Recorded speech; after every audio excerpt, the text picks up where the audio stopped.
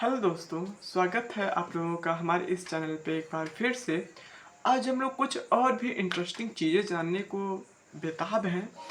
और आज हम लोग ये जानते हैं कि हमारा जो स्काई है वो ब्लू क्यों होता है। और दूसरी बात ये कि जब सनराइज होता है और सन जब ढलता है उस समय हम लोग को लाल कलर क्यों देखने को मिलता है। और कभी कभी ऐसा होता है कि दिन में हम लोगों को आसमान पीला कलर देखने को मिलता है। ऐसा क्यों होता है? तो ऐसा इसलिए होता है क्योंकि जो हमारा सन होता है वो वाइट कलर का होता है, आप लोग जानते हो। तो वाइट कलर स्प्लिट होता है 7 कलर में, जिसे हम लोग कहते हैं विबग्योर। वायलेट, इंडिगो, ग्रीन और ब्लू, येलो, ऑरेंज और रेड। होता क्या है अब कि दिन के समय में जो वायलेट कलर होता है उस हम लोग ये जानते हैं कि जो लाइट होती है वो एक ट्रांसवर्स वेव होती है।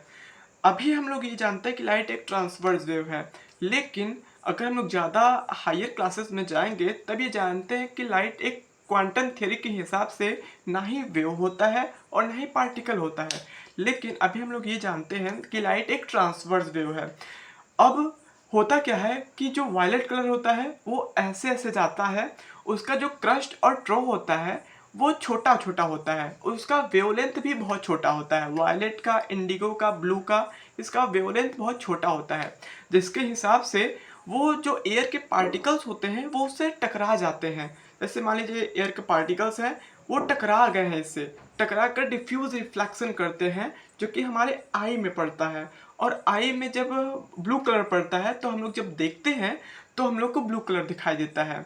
लेकिन जो रेड कलर होते हैं वो इस समय ऐसे करके ऐसे उन लोग का जो क्रस्ट और ट्रो होता है वो बहुत ऊंचा होता है, जिसकी वजह से वो एयर के पार्टिकल्स को पार कर जाते हैं।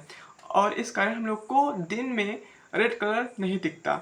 अब होता क्या है कि सुबह के समय हम लोग को रेड कलर क्यों दिखता है और शाम के समय जब सन ढलता है तब उस समय रेड कलर क्यों देखने को मिलता है।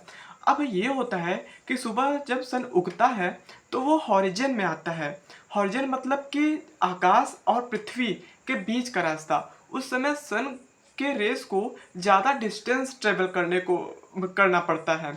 जैसे कि अगर ज़्यादा डिस्टेंस ट्रेवल करना पड़ेगा तो जो और भी सारे कलर्स हैं उनका वेवलेंथ छोटा है रेड कलर के कंपेयर में, और उन लोग का वेवलेंथ खत्म हो जाता है एक तरह से, और सिर्फ रेड कलर ही बचता है।